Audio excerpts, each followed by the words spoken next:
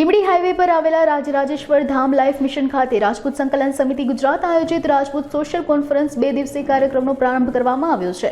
ચિંતન શિબિરમાં કચ્છ, સૌરાષ્ટ્ર અને ગુજરાતમાંથી મોટી સંખ્યામાં રાજપૂત ક્ષત્રિય સમાજના આગેવાનો ઉપસ્થિત રહ્યા હતા। રમજુબા જાડેજા, ડોક્ટર રુદ્રસિંહ ઝાલા, વિરમદેવસિંહ ચુડાસમા, તૃપ્તિબા રાવલ વગેરે ઉપસ્થિત રહ્યા હતા।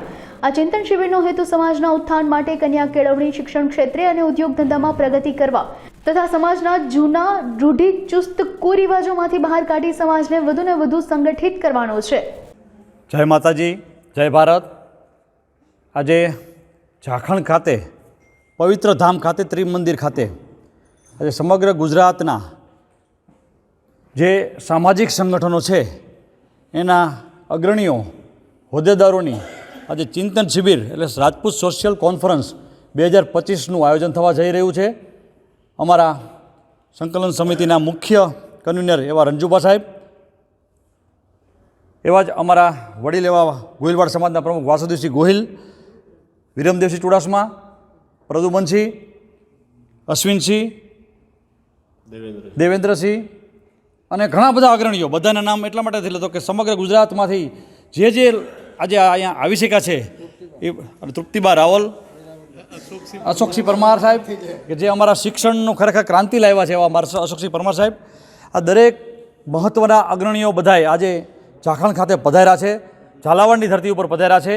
બધાનું અમે સ્વાગત કરીએ છીએ, અભિનંદન કરીએ છીએ, અભિવાદન આપીએ છીએ કે તમે એક સમાજના ઉત્થાન માટે ભેગા થયા છો, સમાજના પરિવર્તન માટે ભેગા થયા છો, પોઝિટિવ એનર્જી, સમાજના સારા કાર્યો માટે ભેગા થયા છો।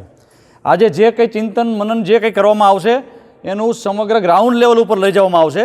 ગ્રાઉન્ડ લેવલમાં યુવાનોને પણ સાથે જોડવામાં આવશે, યુવાનોની સમસ્યાઓને પણ કેમ આપણે હલ કરવી એ પણ નક્કી કરવામાં આવશે અને જૂના પણ જે પ્રશ્નો છે એનું સતત મનન કરી અને જે નથી આવી શક્યા એમને પણ સાથે જોડી અને સમાજને એક સારા રસ્તે લઈ જવાનો પૂરા પ્રયત્ન સાથે અમે સૌ ભેગા થયા છીએ। તો બધાને ફરીવાર શુભેચ્છા સાથે અભિનંદન પાઠવું છું। જય માતાજી, જય માતાજી। આજે બ્રહ્મા, વિષ્ણુ અને મહેશની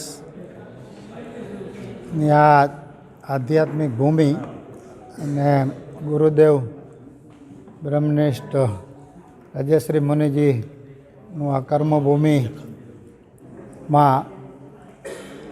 આજના દિવસે રાજપૂત સંસ્થાઓની સંકલન સમિતિ દ્વારા એક સામાજિક ચિંતન શિબિર રાજપૂત સોશિયલ કોન્ફરન્સનું આયોજન કરવામાં આવ્યું છે।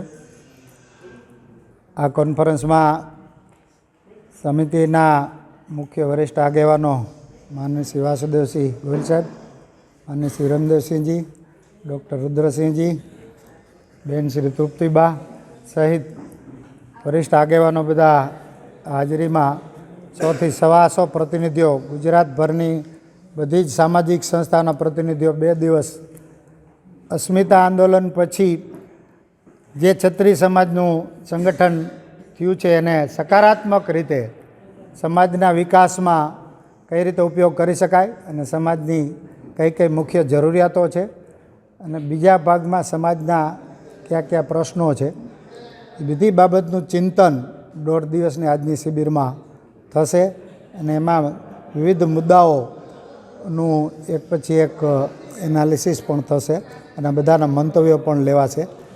એટલે આજની આ શિબિરમાં ગુજરાતમાં રાજપૂત સમાજમાં શિક્ષણનું પ્રમાણ, કોઈ પણ દીકરા દીકરીનું શિક્ષણ આર્થિક મુશ્કેલીને કારણે અટકે નહીં એવા એક ઉમદા હેતુથી, બીજું ગુજરાતમાં રાજપૂત સમાજમાં IAS અને IPS કઈ રીતે થઈ શકે, ત્રીજું રાજપૂત સમાજમાં આર્થિક ક્રાંતિ એ કઈ રીતે લાવી શકાય, આવા બધા ઉમદા હેતુથી આપણે આ 2 દિવસ ચિંતન શિબિરનું આયોજન કર્યું છે અને એમાં આપ સર્વે પણ ઉપસ્થિત રહ્યા, સર્વે ડેલિગેટ્સ હાજર રહ્યા, સર્વેનું હાર્દિક સ્વાગત કરું છું। આ બધાનો આભાર। જય માતાજી।